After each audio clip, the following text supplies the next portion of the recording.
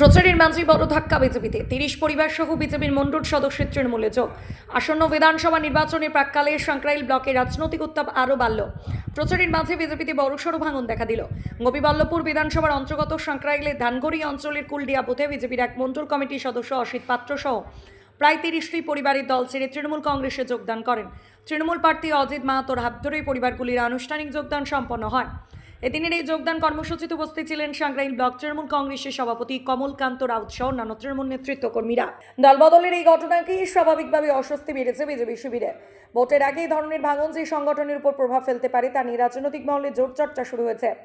অন্যদিকে তৃণমূল নেতৃত্বের দাবি, রাজ্য সরকারের উন্নয়নমূলক কাজ ও মানুষের প্রতি আস্থার কারণে বিরোধী শিবির ছেড়ে সাধারণ মানুষ তৃণমূলে ভিড় জমাচ্ছেন। যদিও বিজেপির তরফে এই ঘটনাকে তেমন গুরুত্ব দিতে নারাজ স্থানীয় নেতৃত্ব।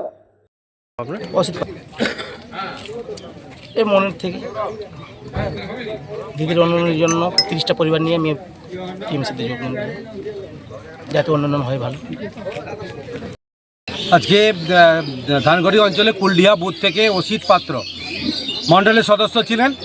তিনি তাদের গ্রামের প্রায় 30টি পরিবারকে নিয়ে আমাদের সঙ্গে এখানে সর্বভারতীয় তৃণমূল কংগ্রেসে যোগদান করলো। অত্যন্ত ভালো করেই জানেন যে মানুষের কাজ কিন্তু আমরা করি, মানুষের কাজ করে তৃণমূল কংগ্রেস। 365 দিন মানুষের পাশে থাকে। পাশে থাকার জন্য কিন্তু আজকে মানুষ দেখতে পাচ্ছেন দলে দলে আমাদের সঙ্গে এই কুলডিয়া বুথ আমি পঞ্চায়েতে হেরেছিলাম এবং লোকসভা নির্বাচনে আমরা কিন্তু জিতেছি।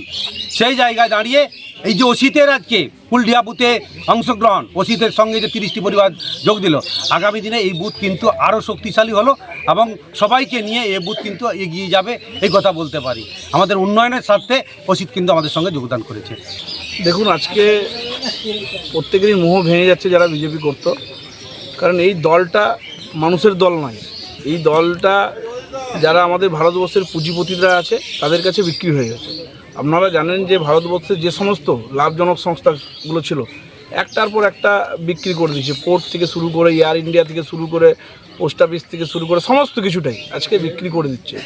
এবং দেখেছি এই এলাকায় টোটালি, আপনারা তো ঘুরে দেখেছেন, বিজেপি এই এলাকায় একটা বাল্বও লাগায়নি। তো সেই জায়গায় মমতা বন্দ্যোপাধ্যায়ের উন্নয়নকে অব্যাহত রাখতে প্রত্যেকটা মানুষ আজকে যেই এলাকায় যাচ্ছি, যারা বিজেপি করতো তারা বুঝতে পেরেছে একমাত্র গরিব মানুষের কথা, যারা দিন আনে দিন খায়, গরিব মানুষের কথা যদি কেউ ভাবে তার নাম হচ্ছে মমতা বন্দ্যোপাধ্যায়। তাই মমতা বন্দ্যোপাধ্যায়ের উন্নয়নে সামিল হওয়ার জন্য আজকে 30টি পরিবার আজকে আমাদের তৃণমূল কংগ্রেসে সামিল হলেন। তাদের আমরা স্বাগত জানালাম। আগামী দিনে একসঙ্গে সবাই সংঘবদ্ধভাবে আমাদের এই এলাকাকে আমরা ভালো রাখবো, এই এলাকায় যাতে উন্নয়ন অব্যাহত থাকে। এবং আপনারা দেখলেন, ওর মুখ থেকেও শুনলেন যে বিজেপি পার্টিটা কি পার্টি। এই পার্টিটা একমাত্র মিথ্যাচারের পার্টি।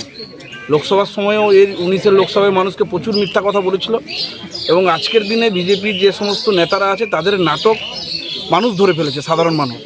তাই সাধারণ মানুষ বুঝতে পেরেছে এই পার্টিটাকে বিশ্বাস করা যাবে না। এই পার্টি যদি কোনোদিনও ক্ষমতায় আসে তাহলে এই এলাকার মানুষ শান্তিতে থাকতে পারবে না।